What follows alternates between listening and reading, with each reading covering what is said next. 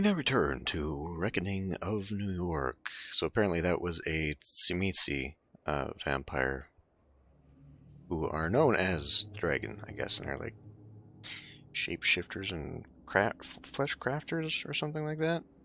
I don't know, I didn't read too much about the wiki. Anyway, is that in the journal though? Maybe? Possibly? Here we go. To the Tzimisce, possession is all. They aim to dominate and own the subject of their possessiveness, jealously guarding it like their namesake dragon would its hoard. Everything from land, people, cults, companies, or gangs can fall under the covetous claws of a dragon. Its relentless desire extends to their own bodies as well, and they often rework themselves into flawless, hideous, or utterly alien forms, all the better to display their utter control over all things theirs. The dragons. Okay. End the night. Do you wish to end the night? Night 3.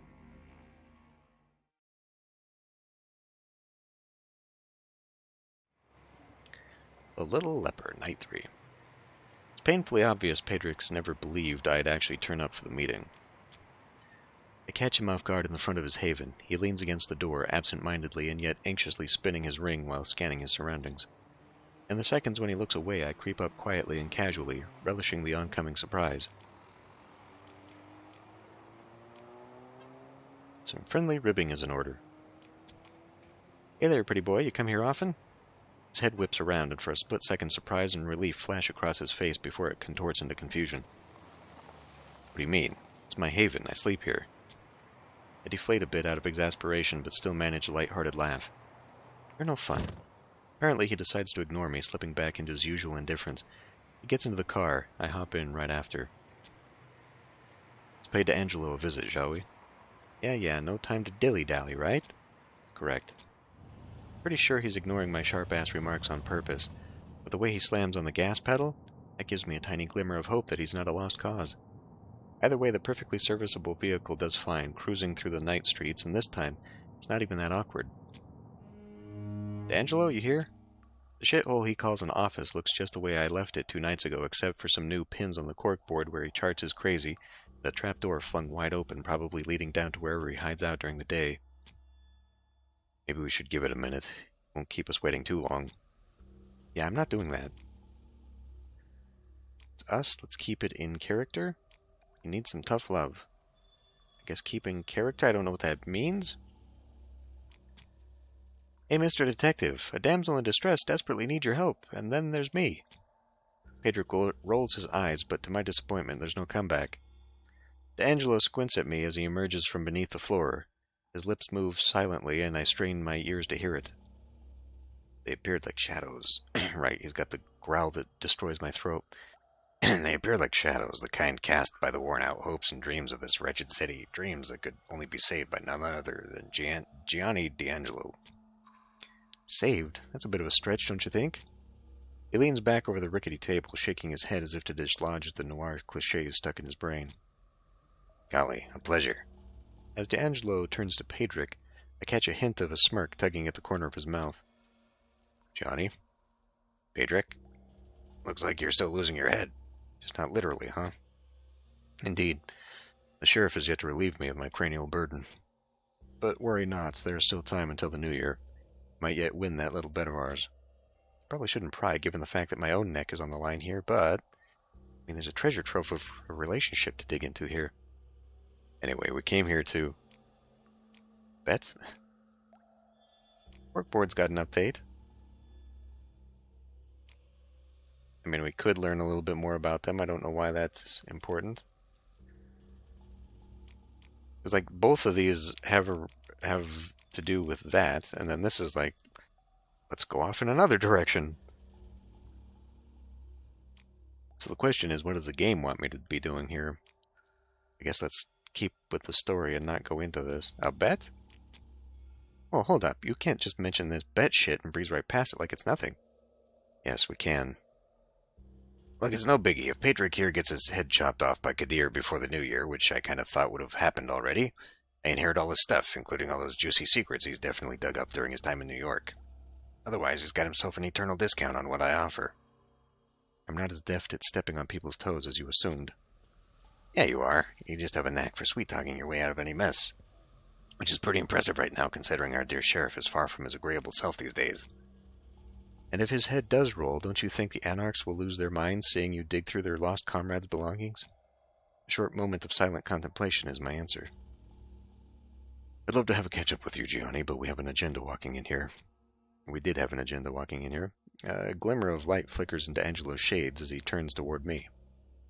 I hate to break it to you, but if you're here for intel on Castle, you're out of luck. No new leads since we last talked. It concerns Castle, broadly speaking, although he's not exactly the crux of our conversation right now. Sweet Lord. I still think that's Eli, but I don't know. Yeah, Sansaric, where do we find him, Johnny? D'Angelo narrows his eyes, squinting at me suspiciously, and fiddles with his e-cig. The serpent? What's your angle? What are you after? Ticket out of this mess? Hold your horses. I don't have time for this. He's my ticket out of this mess. Maybe. He's like the only one of Reynard's contacts that doesn't seem to fucking despise him.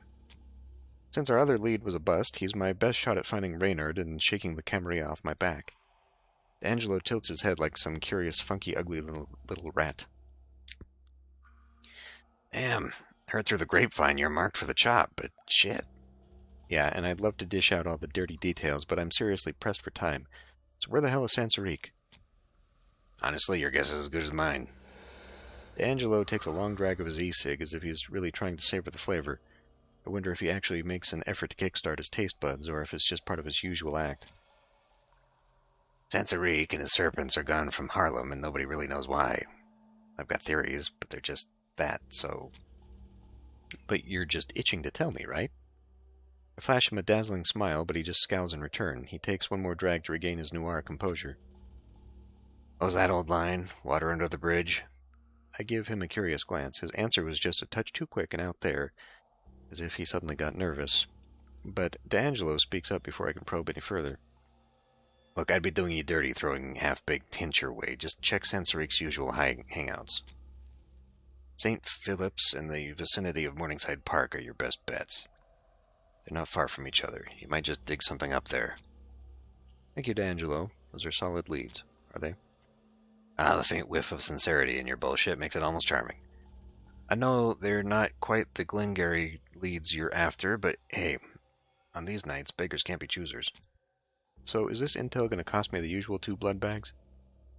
You keep your stash, kiddo. Just clue me in on where Sansaric's hiding once you sniff him out, and we're square. His ugly mug suddenly goes serious. He straightens up and steps closer, eyeing both Pedrick and me intensely. Last time I warned you that shit's gonna hit the fan soon, but that's old news already. It's way worse now. You can feel it, can't you? I nod almost instinctively, catching Pedrick doing the same. I'm bailing earlier than planned, and I strongly advise you to consider doing the same. I won't sugarcoat it. I could use a lift, and you could use some level-headed advice on the road. He looks genuinely terrified. Pedrick and I slowly exchange looks before shaking our heads. I can't. Not just yet. Things are heated, I understand. But at the moment, Kali cannot leave, and I have been saddled with helping her in a way I can only describe as non-negotiable. Angelo sighs, slumping visibly, and waves his hands dismissively. In that case, just keep your eyes peeled for trouble, all right? Yeah, you too, pal. Until next time, D'Angelo, hopefully under a brighter moon. We're almost at the door when I hear his response, barely louder than a breath. Bright nights are all gone, only nightmares remain. I should write that down. What was the journal? Eli Sansaric, former High Priest of Harlem. The Ministry. Eli Sansaric is a veritable enigma, but one thing is certain. Although his ruthlessness and aggression are known far and wide, he is no longer the undisputed ruler of Harlem. Ousted from his territory, Sansaric and his sect of serpents were sent scrambling for a new place to lay low, disappearing from the kindred society's view. Pedrick and I come to a stop in front of the perfectly serviceable vehicle. We should... Now, I already know the crap you're going to dish out. No splitting up, Kali. I can't trust you fully trust you yet, Kali. But listen, it's late as hell already, so we gotta hustle. If we both go chasing Sansaric in the same spot, all we're going to catch is sunrise. We gotta divide and conquer. I concur. See, I knew you'd... Hold up, what do you mean you concur? A subtle smirk plays at the corner of his mouth before he reins it in. I agree that we have too much ground to cover, and since you kept your word and didn't flee last time, I'm giving you the benefit of the doubt once more. I just stare at him, confused as hell, before erupting into laughter. I don't recognize you, man. Where's stick-up-the-ass Patty? Who's this loose cannon they'd replaced him with? Pedrick twitches briefly, his smile disappearing without a trace, and fingers crawling toward the ring. His smile disappearing without a trace, and fingers crawling toward the ring don't slip my notice. He bounces back swiftly, though, and tucks his hands in his pocket. Let's part ways for now. Do you have a preferred destination? What is this? Dread game. Pedrick's driving like he's gunning for his personal best. I'm not complaining, but he's being strangely careless. I mean, this is Mr. Proper we're talking about. What could possibly go wrong? I don't know that we need to be doing detours. I just don't see a benefit to them. I mean, other than, like what it's explicitly said, it's feeding time. Chasing Eli, Morningside Park. The idea of finding Sansarique in Morningside Park seems sketchy as hell, but hey, at least it's a lead that we actually have. Or the church. I haven't been to a church in ages, so fingers crossed the floor won't scorch my feet. That I find some info on what the heck happened to Sansarique. Well, the last time I went to a church in one of these games, we met the church and the Inquisition. That wasn't great. But I do know that there's a vampire, or it's something, right? One of them who can work there, so we might meet that guy. Going to a church, going to a park seems less risky, but also like I don't see how that's going to end up anywhere. So let's go to the church.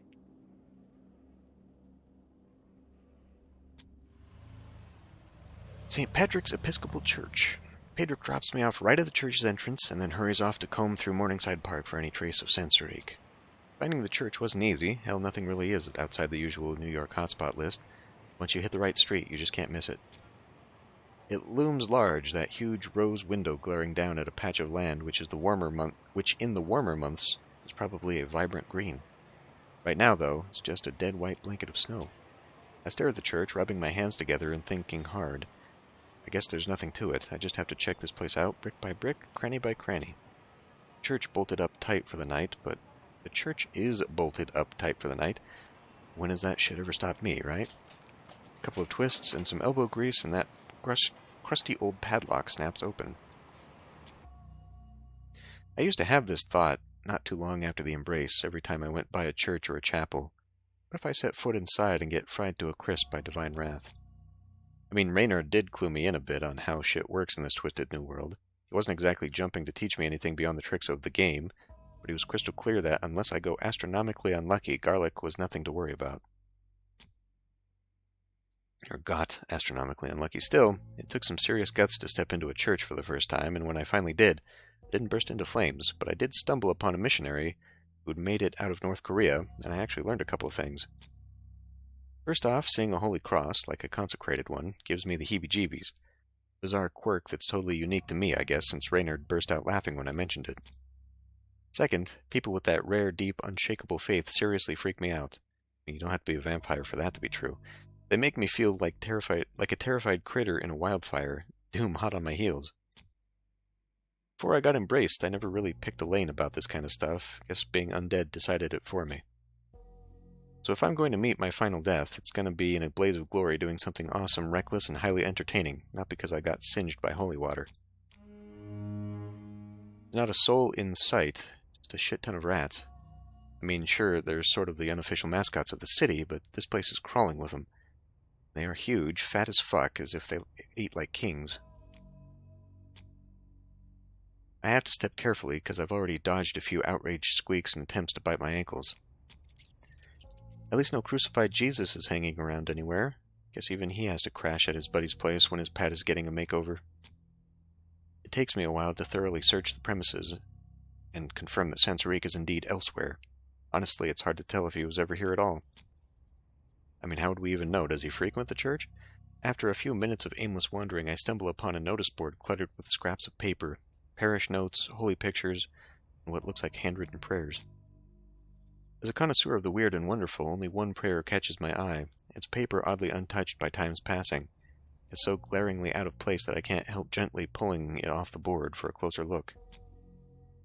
North of the heavens, his grand celestial shrine, brother in the Lord, united by blood divine.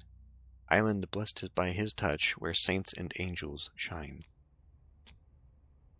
I guess that's what local publishing does to poetry.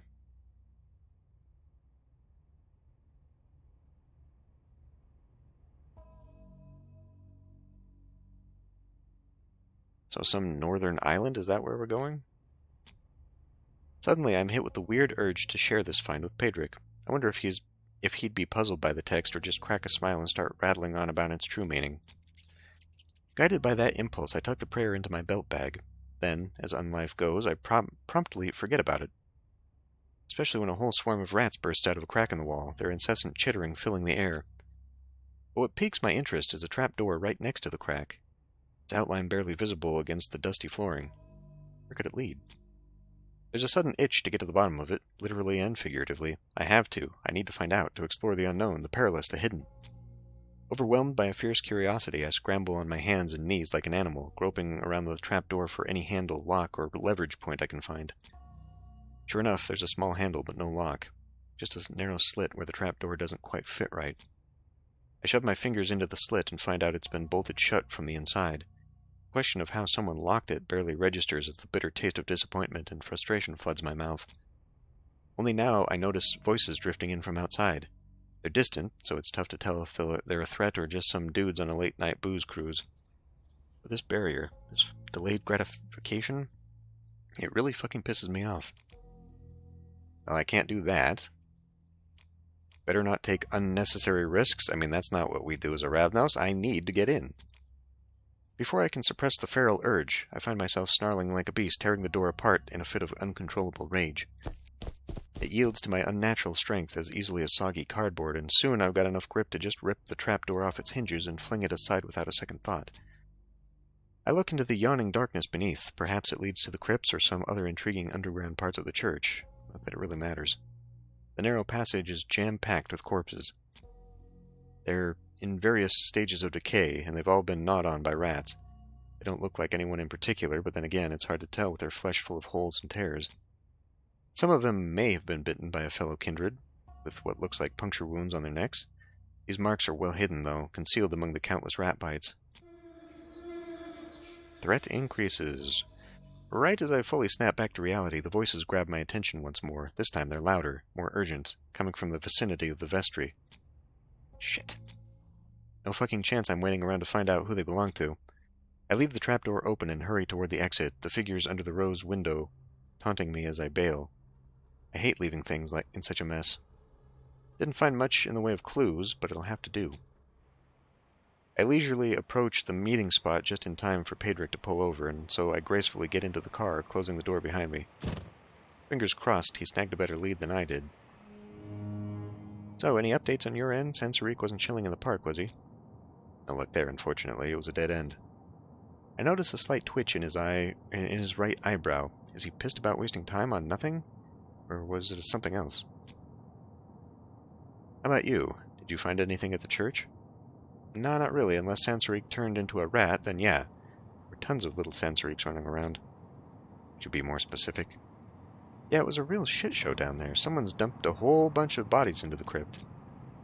I would have checked the bodies for some IDs, but these sketchy types were hovering around the church. Didn't stick around long enough to see if they were on the hunt. See. It's a level of reasoning I wouldn't have expected from you, to be blunt. Still, it's a welcome surprise, despite how poorly your investigation turned out.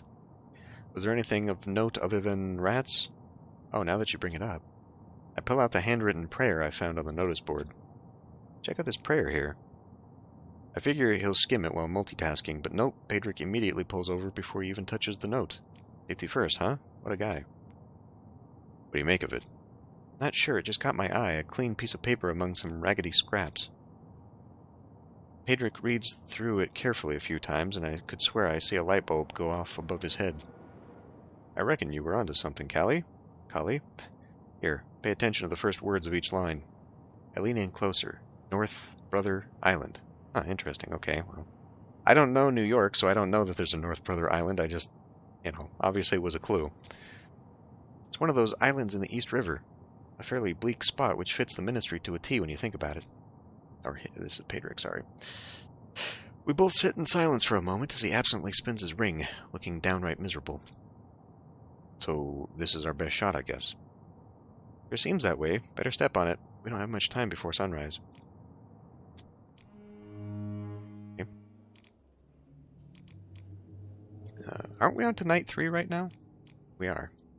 Okay. Serpent. Glad D'Angelo clued us in on where to look for Sansarique. The Anarch intel dried up, so now the Serpent is our best lead to find Reynard, since they might have some sort of past. Or since they have some sort of past.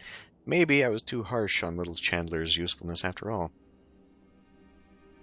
A brief recap of my church incursion, tons of rats, a questionable trapdoor, and a coded note that actually could lead us to the Ministry's current nest on North Brother Island.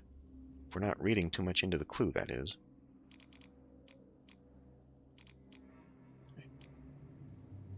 Is there a glossary entry too? I keep seeing that thing flicker, but I only notice it when it disappears. Chantry, no? Doesn't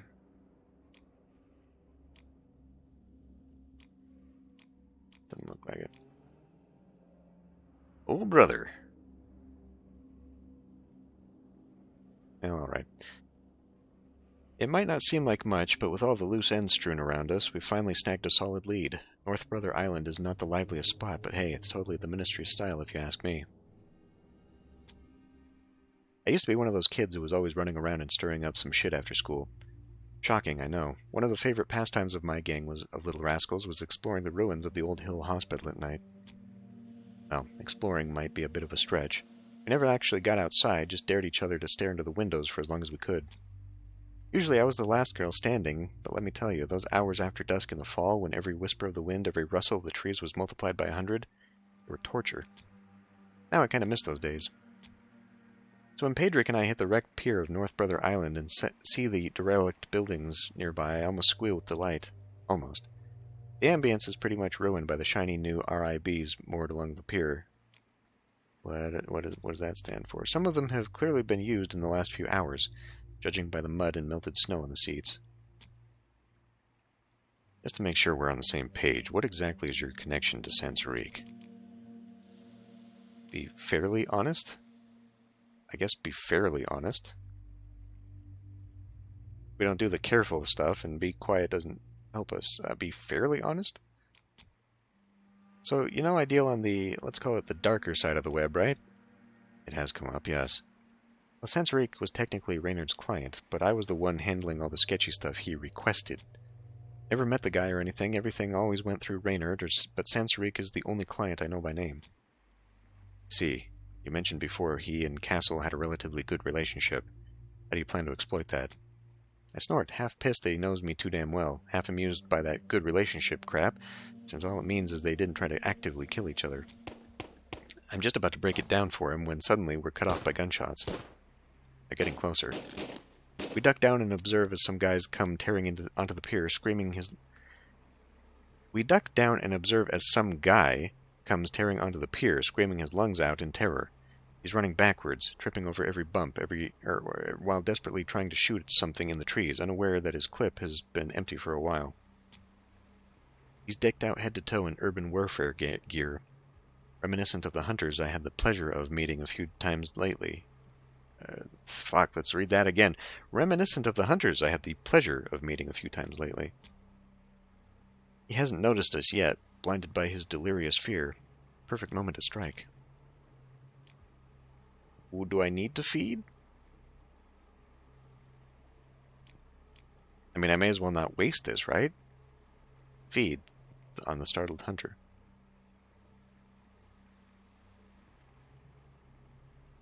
I mean, I still don't understand. Like, are those grayed out, and then when it's white it fills up? Because this doesn't actually seem like we need to do that. Like, this isn't going to disappear down to 1 or whatever. This isn't... The interface is fucking weird, man. Because normally you'd look at this and be like, oh, okay, well, it's, you know, there's 3 rings here, and then they fill up, but... Like, we started the game this way, and so all seems fine, so I don't think we need this to feed. And that seems like, A, it would take time, and we might get shot by whoever's chasing him. It's, I don't know. This seems cautious. We don't really do that. We're an opportunist, as a Ravnos. which as an opportunist we should feed. But again, I think that this puts an unnecessary risk where we don't need to do it, and it would just put us in danger. Should I let Pedric take care of him? Again, that seems out of character. Like we're kind of the we do it on impulse kind of thing. Let's put him out of his misery. Whatever the fuck startled him, he's drawing too much attention. Well, at least we agree on that. My footsteps are silent on the compacted snow as I sneak up on the guy, quieter than a ghost. In a flash, I knock the gun from his trembling hands. And before the hunter can even realize what's happening, his scream gets sharply cut off as I snap his neck. I lay him on the ground far less gently than I would anyone else. If those were Sansaric's ministers who pushed this poor bastard to the edge, I'm not exactly eager to meet him myself. Pedric nods, looking at the lifeless body. He makes no move to hide it, but I don't bother either. We share a quick glance before sneaking cautiously through the thicket toward the ruins looming over the bare trees. We tread carefully through the bushes, mindful of the crunch of the snow underfoot. Let's be honest, the distant gunshots would have covered the sound of a stampede. Although the shooting has died down in the last couple of minutes, and replaced by blood-curdling screams of torment. We stumble upon several corpses, and surprisingly, a decapitated skeleton with scraps of decomposing flesh still clinging to it.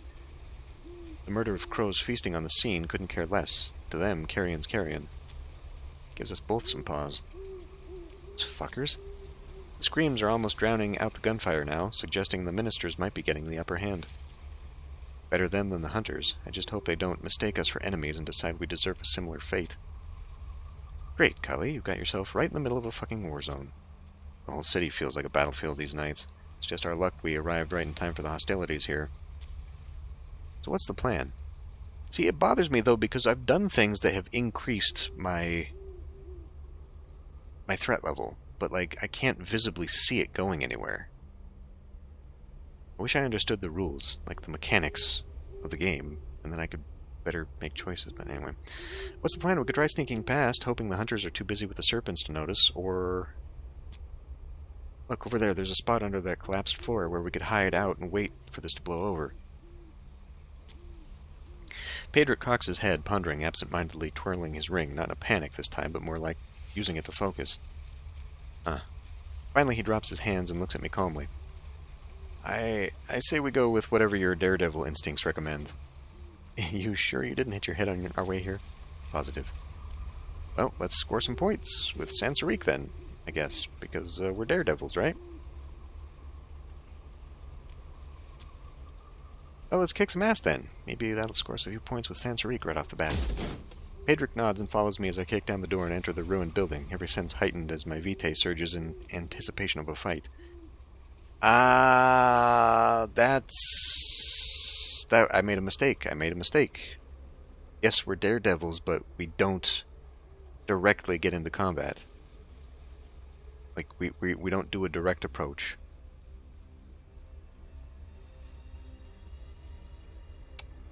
Well, let's see how this goes. The floor is a jigsaw of body parts. You could probably piece together a few whole bodies from the mess if you were so inclined, but I left my glue gun in the RV. I walk over them carelessly, only half noticing the sickening crunch of bone under my boot. As we creep through the buildings, Pedric suddenly stops and flashes 3 fingers at me. I press myself against the wall, tuning into the hunters in the next room. Pedric slyly kicks a pebble to mimic footsteps. Fooled, 2 hunters burst out, shotguns at the ready. With just a flick of his wrist, Pedric is one hunter gunning down the other. Confusion washes over the shooter's face just before I rip his throat out.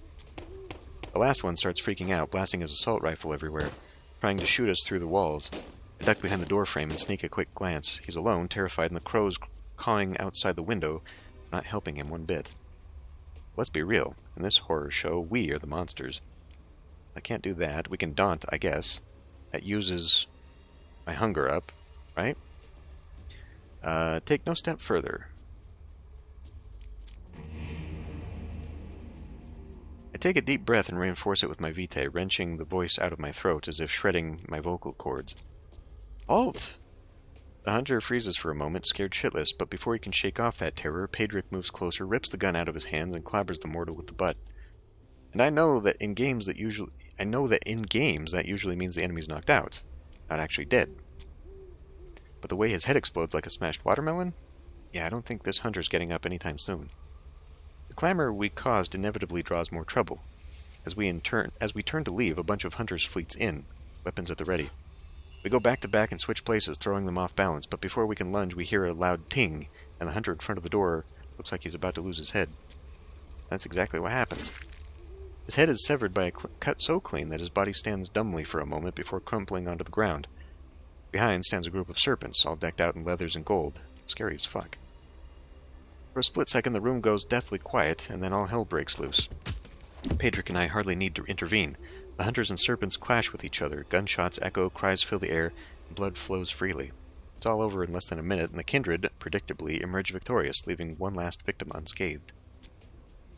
The silence that falls is so oppressive, it almost buzzes in my ear. I start to think I've gone deaf, but I see Pedric checking his ears, and I relax a little, relieved I'm not the only one so overwhelmed. The serpents don't move, don't speak, only look at us judgmentally, calculatingly. In this heavy silence, filled only by the scent of blood, the sound of approaching footsteps echoes like thunder. The man who enters the room is barely my height, but he carries himself with the grandeur of a king, ruthless ruler of his domain. Eli Sansaric, the most powerful snake himself. From the silence of his movements, it is instantly clear that his thunderous entrance was all for show, an intimidation, a warning. Magnanimously, he was giving the assailants a chance to flee in disgrace, or letting them scatter for a more interesting hunt, more likely. Hell, I'm not sure why Pedric and I didn't just bolt. Exactly, probably should have, eh? The last remaining hunter tries frantically to crawl away, but he collapses under Sansaric's steel-capped boot. That's when I realize why the serpent is walking so oddly. He's dragging a dead hunter impaled on the enormous claws protruding from his fingers. The body slides to the ground with a hollow thud. Kindred, who seems to be his child, second in command, hands him a clean handkerchief, which he uses to wipe the blood off his hands, and then he promptly flings it onto the corpse, and he doesn't lick it up? Why would you waste that? Standing over the whimpering hunter, he surveys the mortal with sheer disdain, then tilts his head to make direct eye contact with me. Given that you have been smeared with the blood of the cattle, am I right to assume that you are not part of their pathetic assault? There's something to him, this youth pastor intensity, that prompts me to answer immediately and recklessly. Please, I've had enough bullshit from their crew already. No, we're siblings in arms here.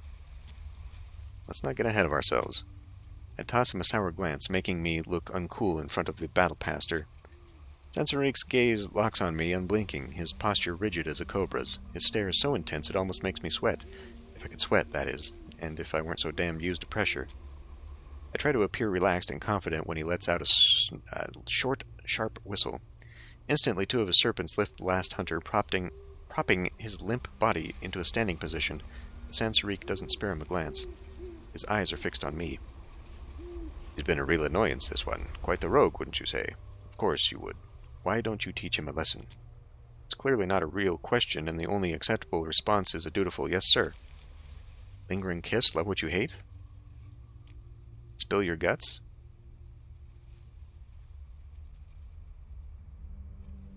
What are we doing here?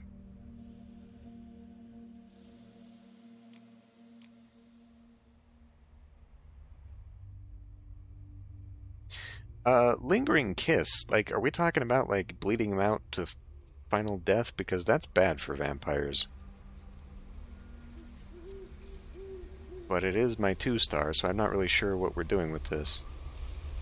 I guess we can do this, sure. The perpetually spinning cogs hunger increases more. What? Perpetually spinning cogs in my head go into overdrive looking for a way to impress Sansaric. What do I know about him? He'd relish a show of power, that's for sure. But in what flavor? Cruel? Formidable? I'm running out of time. I feel my excitement rising like the tide, and the itch to do something dangerous and reckless returns with suffocating strength. I seize the whimpering mortal by the hair and plunge my fangs deep into his neck, letting my power surge through me and into his flesh during our unholy communion. I drink his blood, which somehow makes me hungrier, reveling in the way it temporarily quenches my hunger. But most of all, I make it feel good. Electrifying. Unparalleled. No, don't! Oh, my threat just went up. This hunter won't last long without yearning for another kiss, just like a man stranded in the desert would beg. maim, kill for a drop of water, he would do anything, everything, to satisfy this overwhelming need for more. At least for a time. I detach myself from his neck and gently lower him to the ground, his eyes glazed and vacant. His hand trembles as it reaches for his throat, fingers tenderly brushing the bite mark with a mix of longing and astonishment.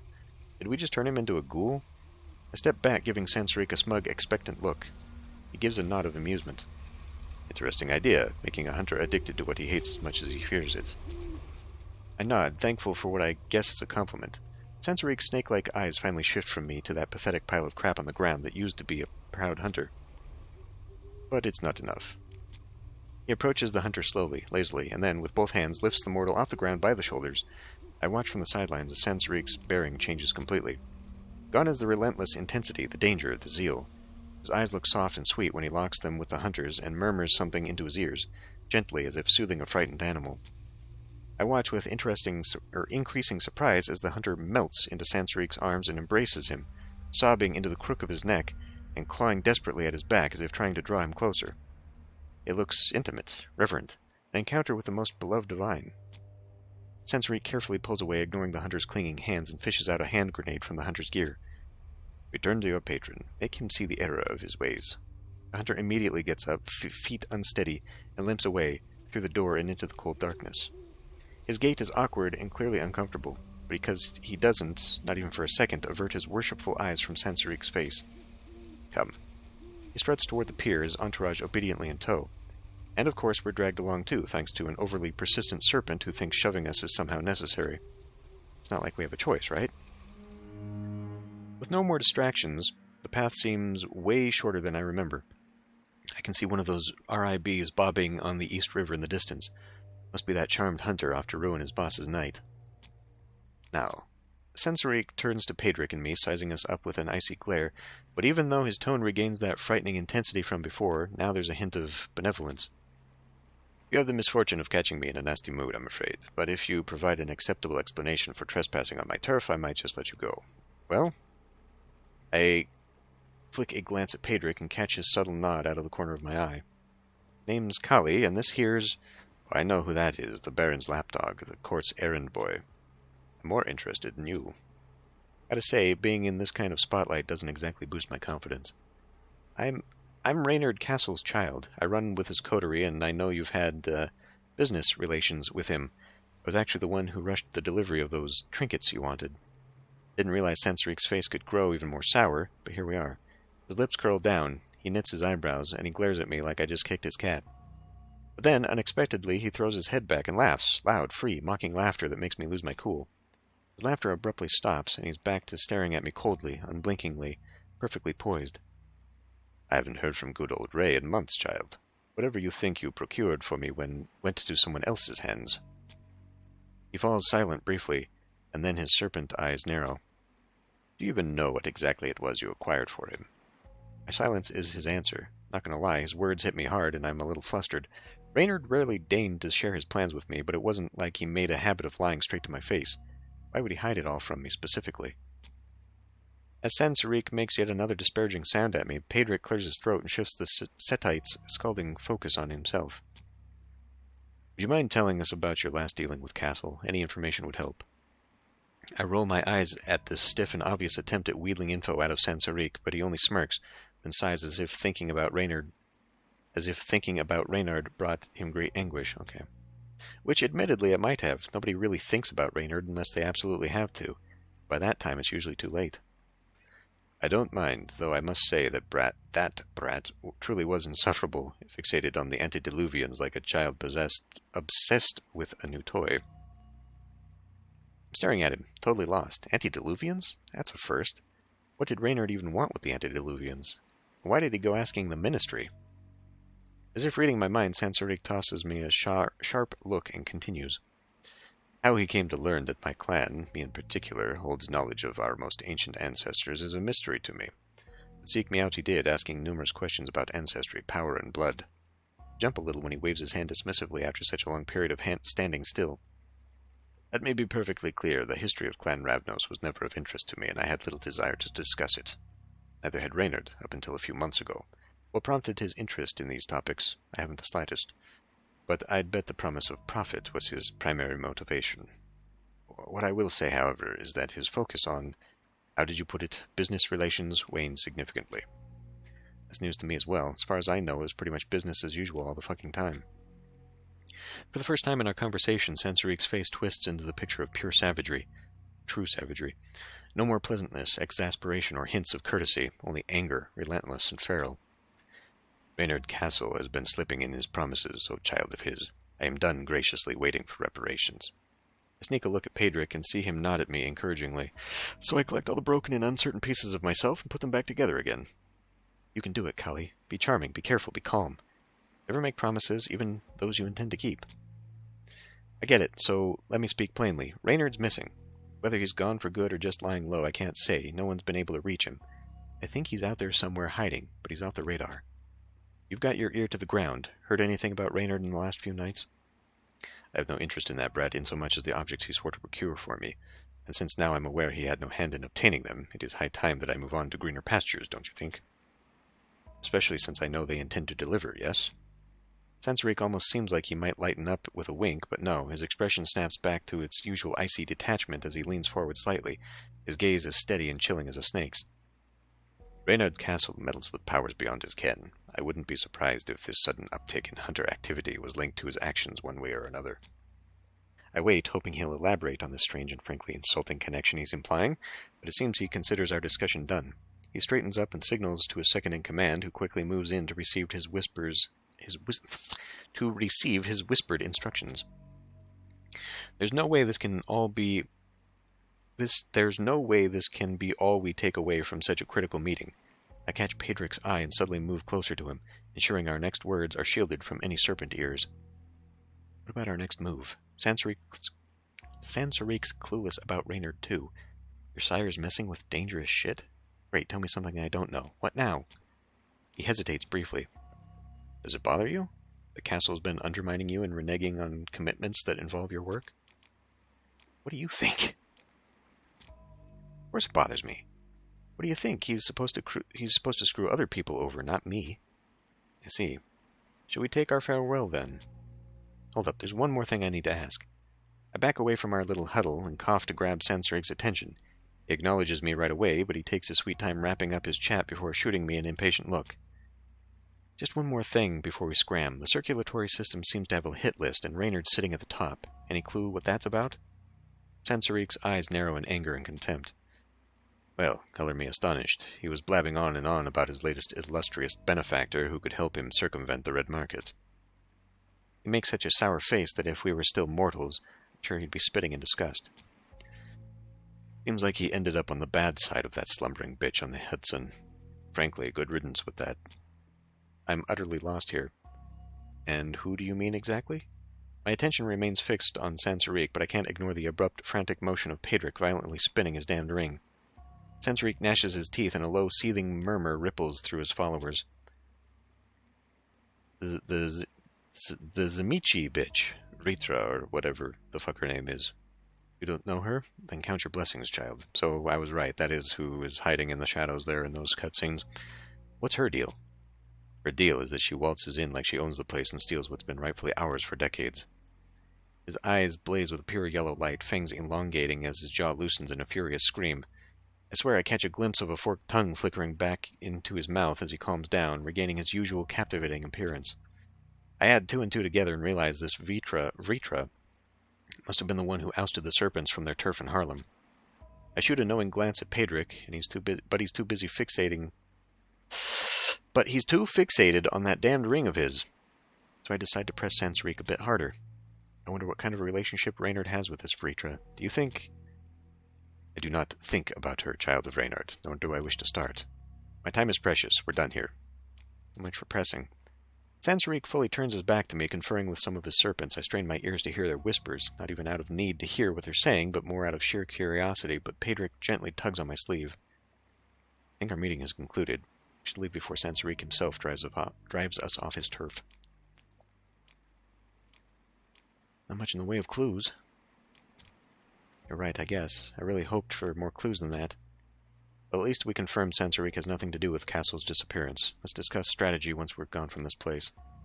I nod, clear my throat loudly, and speak without waiting for Sansariq to face me. Thanks for not throwing us out on our asses sooner, Sansariq, and for the info, too. Get out of your hair now. Spin on my heel, but his stare halts me dead in my tracks. You should leave the city, child. Looking for that sire of yours will yield nothing but death and ruin. And if your leaving means that brat digs himself deeper into his own shit... He gives me a smirk, the first one yet. Then I might be willing to lend a hand. I'm ready to snap at him, scream in his face that I don't need his damn pity. But then it hits me like a freight train. He's not offering help out of sympathy. He'd get off on watching Reynard suffer, no doubt about it.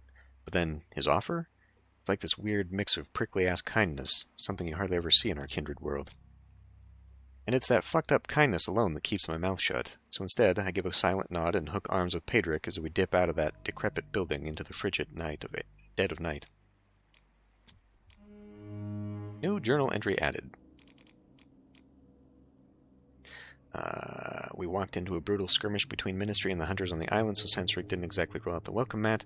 Although fed up with Reynard, he reminisced about antediluvians, some kindred named Vritra, and an uptick in the hunters' activity, all of which somehow ties back to my sire.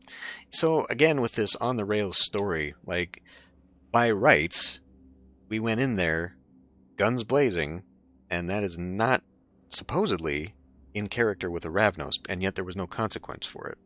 So I feel like whether we attacked the hunters or not, it still would have ended up the same.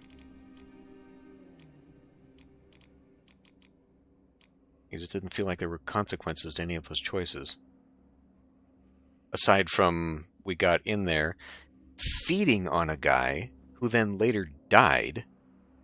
So feeding on the guy, I upped my hunger, so it didn't satiate it, which you would think it would. And then it also, by doing it more dangerously, upped the threat level. But he's dead. Well, no, I guess he sent him off with a grenade to the boat, which I thought we were gonna... Like, was he waiting on the boat and he blew up his boss? Because I thought that was a scene we were about to see, but that never got concluded. He just wandered off into the night with a grenade in his hand. I don't know, but either way, maybe that's why there's a threat level? Whatever. Anyway, I'll see you next time.